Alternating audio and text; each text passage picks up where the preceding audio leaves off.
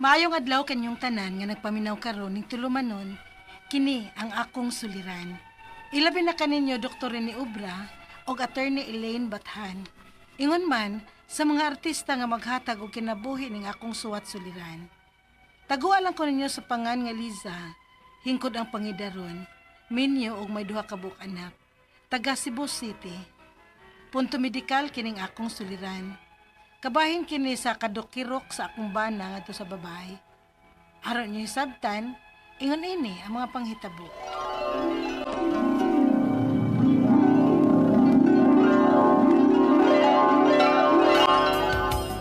Basta ako dili ako.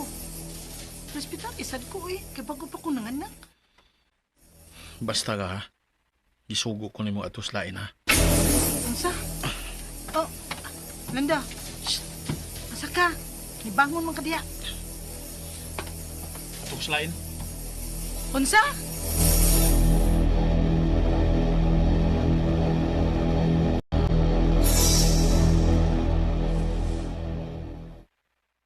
Wa man diris bay.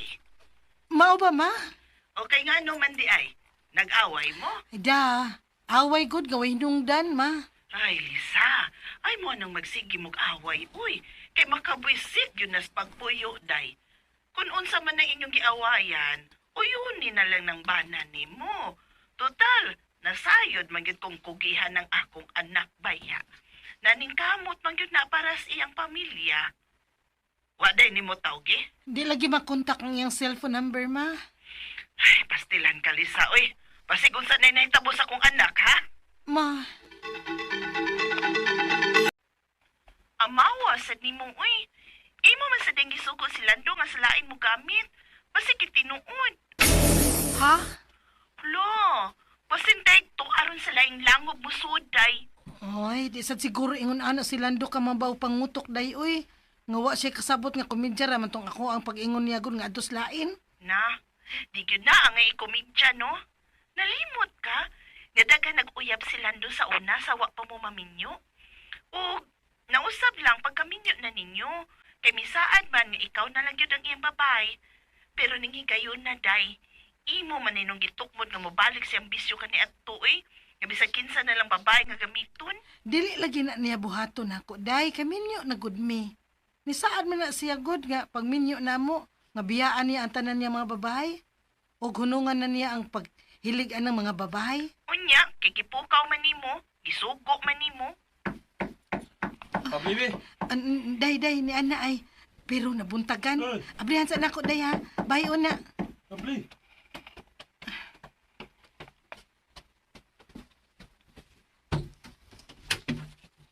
Gay ka abli ha. Nabuntagan mang lagi kalan. Di mo kakahigda gabi Sa kong babae. Unsa?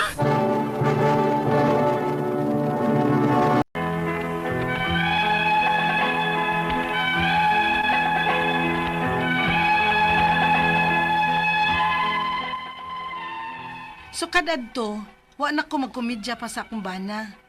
Og wa na ko siya didi sa gusto niya. Apan, pila pa lang gani kaadlaw human ko niya gigamit. May gipamati man ko. Unya. Hala, uy. Unsa man nigawa sa akong kinataw nga katulman? Ni katulman di ay ni, uy. Nga wa man ko'y nahunahon ang hinungdan ini. Kaya wa man ko mag-ilis og sabon o feminine wash. Nag-proper hygiene man gid ko. Pero nga naman ni, uy, katulman. Basin sa panty ni nga akong gigamit. Mag-ilis kog panty. Katulman gapon, uy. Og, murag may migimok sa ilawom. Ay, nga naman ka ni. Sultihan ka na ako si Lando ini.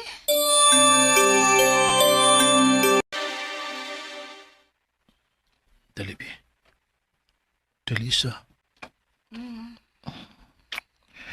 Kapoy ba ko sa trabaho?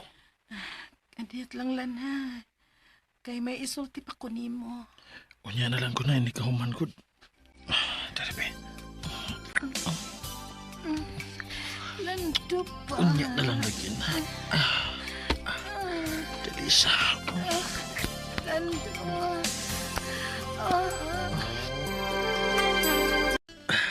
Daya, suda ko daya. Ay, Taysa. Taysa. Kala mo ka? Taysa. Ano ka?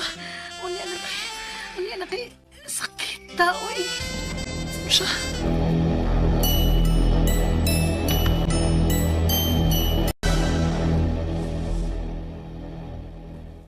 Kumusta na yung gibati? Magpa-check up kog Dr. Lando. Sa? Check up pa, uy. Ikaw ba? Ingingan ka ikaw, eh. Gamay lang ganing bation ni mo. Doktor dayon, ano sa Unsay mo? gamay? Unsay Gusto, gamay? ana. Alarming na ni Lando eh. Kaya nga nung sakitan man ko be, kung gamiton ko nimo. Og nagkatuling gawas sa akong puwerta. Unsa? Oh. Ang akong pangutana. Limpyo ba ang babae nga imong gigamit? Diyang nag-away ta? Kay nabalibaranti ka? Sa? Yabag man pangutanaha, eh. Yaga na, eh. Lando! Basta kay wa tay kwata para check up. Lando! Asa man ka, oy? Lando! Siyempre, di siya masugot na magpa-check up ka. Kay may bawaan ni mo nga hugaw tong babae nga yung gigamit. Nya, unsa may akong buhaton, lay? Tingalig natakda na tuod ko sa sakit sa babae nga iyang gigamit. Ayaw patuon niya, magpa-check up. Wala gi ko'y kwarta. Wa man ko tagain niya kwarta. Ay, paita ba ya, anak, uy? Paglaga na lang og dahon sa bayabas, uy, nya, butang niyo og kamayng asin. Og samtang init-init pa, mo ihugas sa imuha. Ha?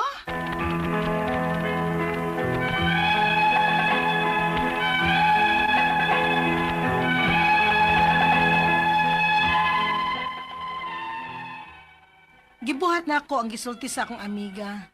O kaloy sa Ginoo, naulian ramasad ang pagpangatol sa gawas sa akong perta. Pero wa nagyud ko magpagamit pa sa akong bana, hangtod nga nagkabuwag yun mi. Ang akong mga pangutana mao kining mosunod. Unang pangutana, ni katul ang akong kinataw, human ni gamit og laing babae ang akong bana. Unsa makahitawag adto? Kay katul gid kaayo ang gawas gid dapit sa akong perta og sakit sa ilawom kung gamiton ko og manghihisad ko. Steady na ba to o yeast infection?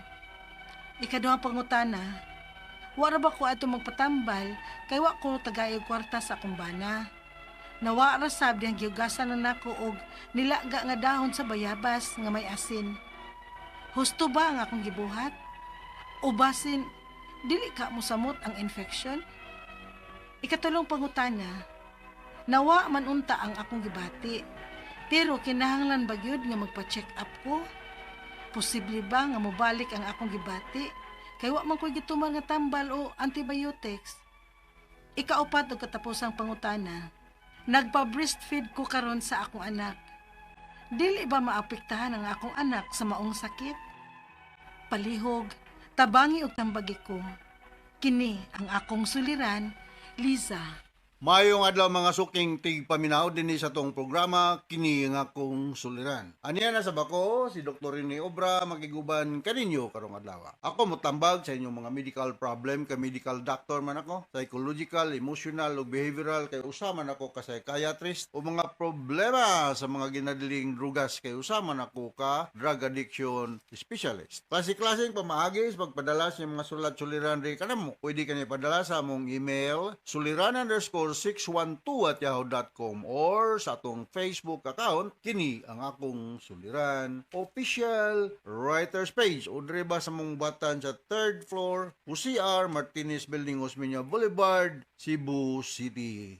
Ang atong makutlo nga pagtulunan karong adlaw mao kini nga you train your mind to be the good in everything. Although naman yun tayo mga sipyat, no? Pero ato lang yung kondisyon atong nahuna nga maayo yun. Musipyat man gani, pero ang imong katuyuan is for the good of humanity. Dili kay destructive. Anto sa mga lalis-lalis diha, mga unsa diha, labi na kung ikaw honorable, Regards di ay ni Kapitan Jaime Butad sa Barangay Mahayay, Sugod, Southern Leyte. Kung na mga lalis-lalis, istoryahon ragod. Dili kay ang solusyon sa lalis-lalis or unsa ba day mga conflict, mga indifferences is sumbagay. Labi na kung ikaw honorable. Purbida honorable ka nya, ikaw may daghag na sumbagan na sa inyong barangay, sa kang klaseng honorable. Nasaba ba ko? Gamay. Dili man nasakto honorable ka nya, dali kay ka magkasukmag. Purbida. Butang ikaw kay masukmagano, lami ba pod? So, ang atong magtatampo karon adlaw si Lisa, 30 years old, taga Cebu City, Minyo, ug may duha ka mga anak. May tungod ni sa iyang bana nga dili ni honorable iyang bana kining womanizing ko no, daghang chicks. Daghang chicks. Daghan siguro po siya budget, no? Kaya kanang daghang kag chicks, kinanglan daghan po kag budget. Oy, kay budget ang imong chicks. To ana nanuktok sa imong silingan. Ngita na po kisay daghang kuan, patuktok. Kay wa na kay patuktok, kaburbe dato ana sa speakers. Lipat lang ka. Masigig pamakak. Okay, so kisa ba ako i-regard? Cebu City man siya, no? Usabon ako ni great ning taga Barriulos, mga Paboris family, si Rodrigo, Gulyaban family, si Dolly ug si Inday, Estanyo family, si Naning ug si Idna, si Edric Capiral, Ed Cabanillas, Danny Donaire ug GC Chong, Lolita Bintik, si Anday, Nicar Navarro Basiliso. Pirmigyo siya. Dok, lili ko ni mo i-greet. I-greet na karon ha. Mga taga Toledo City, mga tao dyan ay Doc Lu Musot, no? Daghan po mo kayo, no? Si Sarkul, si Mandy, si Alarsi, Apurado, Inglisa, Di Gracia, Buisilio, o si Dr. Alex Ustambasti, no? Namasab diya sa Toledo City, no? Taga Sugod, ba ni? Mga may abuhan na personnel, no? Ni Rani o ni May, si Nicole, si Juna o si Glarilyn diri sa Cebu City, no? Cecil, Giselle, Maribel o si Cheryl. Diya sa Leyte, Winilyn, Ginilyn, Elia, Jeffrey, Tilo, Ana Rose o Mimosa. Argao Cebu, mga TRC boys, Jeremy Sisiban, Luya Pukong, Jeremy San Bonifacio, Michael Neri, Istoni Mamulang, Geraldine Lopez, Rodel Marzun, and Matt Flores, no? Mayong pagpaminaw og mga Kambirihan family og mga Kambirihan ba ni? Og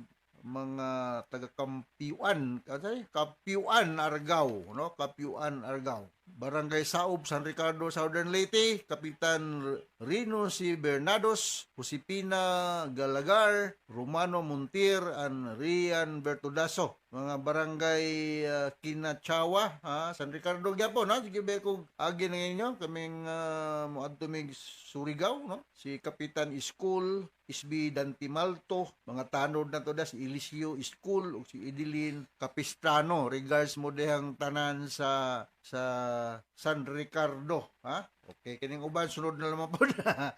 Okay, going back to our sender, si Lisa, nga taga Cebu City, may tun kini siya yung womanizing kunong husband. Gwapo siguro na yung husband, Les, no? Bida, kuyaw kay ning ingon ani kay gawas nga mahuntan tag budget. O posible po nga magkasakit ka og kining sexually transmitted disease, no? So, unang pangutana ni Liza, nakatol ang akong kinataw human ginigamit og laing babae ang akong bana. Unsa man kahay tawag adto? Kay katol gyud kaayo ang gawa sa akong puwerta og sakit sa ilawom kung gamiton ko o mangihi ko. Steady na ba to o infection?